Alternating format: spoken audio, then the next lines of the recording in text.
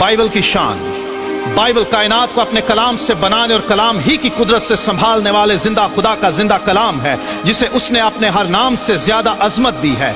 Bible तपाई गई चांदी से ज्यादा साफ है, ये सोने से बल्कि बहुत कुंदन से ज्यादा पसंदीदा है। ये सच्चाई है बल्कि सच का मयार है। ये बीज है जो बो दिया जाए तो बेफल नहीं रहता। इंसानों की रूहानी ग़िज़ा है जो शहद से ज्यादा शीरीं है। ये आईना है जिसमें हमें अपनी हकीकी सूरत नजर आती है। ये हथौड़े की मानद है जो सख्त दिलों, सोचों और ख्यालात को चकनाचूर कर देता है। ये दो धारी तलवार से ज्यादा तेज है जो बंद और गूदे गूदे को जुदा करके गुजर जाता है। ये आग है जो नाराज़गी को भस्म कर देती और ईमान को खालिस और मजबूत बना देती है। ये कदमों के लिए चिराग और राह के लिए रोशनी है। ये खुदा की तरफ से इंसानों को दिया गया अबदी ज़ाबिता हयात है।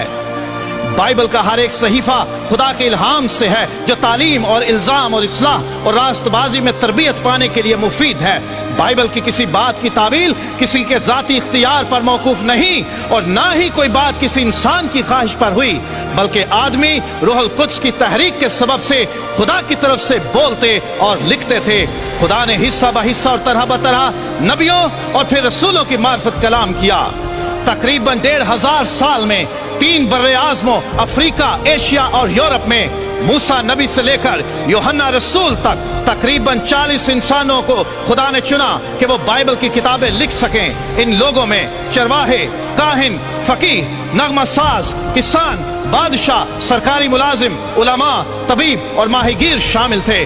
उनके ज़माने अलग, हालात अलग और मकामात भी अलग अलग थे, तो भी बाइबल की तमाम किताबों में एक ही मरकजी मजमून का पाया जाना और इसमें किसी भी तरह के अंदरूनी तजाद या इख्तलाफ का ना पाया जाना यह जाहिर करता है कि बाइबल खुदाए वाहिद का शाहकार है। बाइबल की हजारों नबूवतें तारीख में लफ्ज ब लफ्ज पूरी हो चुकी हैं और अब भी यह सिलसिला जारी है, जो इस बात का सबूत है कि यह कलाम ऐसी हस्ती का है जो इंसानों समेत तमाम कायनात के माजी, हाल और मुस्तकबिल से ना सिर्फ वाकिफ है बल्कि उस पर इख्तियार रखती है।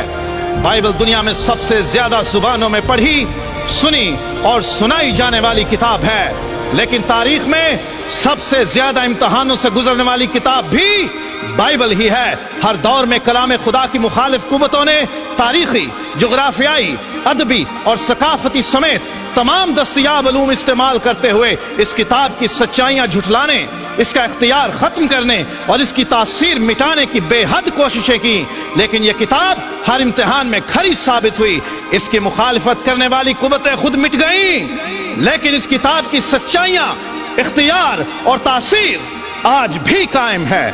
मुख्तलिफ जमानों, जगहों और कौमों में से बतेरे उठे जिन्होंने ये साबित करने की सरतोड़ कोशिश की कि बाइबल अपनी असल हालत में मौजूद नहीं बल्कि बदल गई है। इस दावे को सच्चा साबित करने के लिए ना तो कभी कोई सबूत पेश कर सका और ना कोई दलील, लेकिन मुख्तलिफ वक्तों में जिंदा खुदा के कलाम की सदाकत साबित करने के लिए जमीन ने अपने सीने में महफूज सदियों पुराने नुस्खे इंसानों के सामने पेश किए, जो ये साबित करते हैं कि मौजूदा किताब मुकद्दस में किसी किस्म की कोई तहरीफ या तब्दीली नहीं की गई, बल्कि ये अपनी असल हालत में मौजूद है। दुनिया की किसी और किताब के इतने पुराने और इतनी कसीर तादाद में नुस्खे दस्तयाब नहीं हैं। ये एजाज सिर्फ ला तब्दील खुदा के ला तब्दील कलाम को हासिल है। याद रहे कि बाइबल बदली नहीं बल्कि बदल देती है। पिछली 3500 साल इंसानी तारीख में कई ऐसे लोग उठे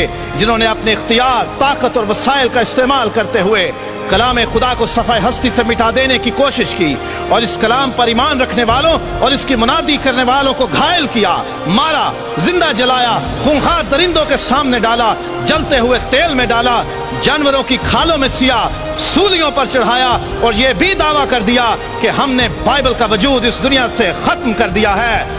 लेकिन याद रहे कि बाइबल को मिटाने के दावे करने वाले खुद मिट गए, लेकिन बाइबल अपनी पूरी शान, सदाकत, इख्तियार और तासीर के साथ आज भी कायम है। हर बशर घास की मानंद है और उसकी सारी शान और शौकत घास के फूल की मानंद। घास तो सूख जाती है और फूल गिर जाता है, लेकिन खुदावंद का कलाम अब तक कायम रहेगा, अब तक कायम रहेगा।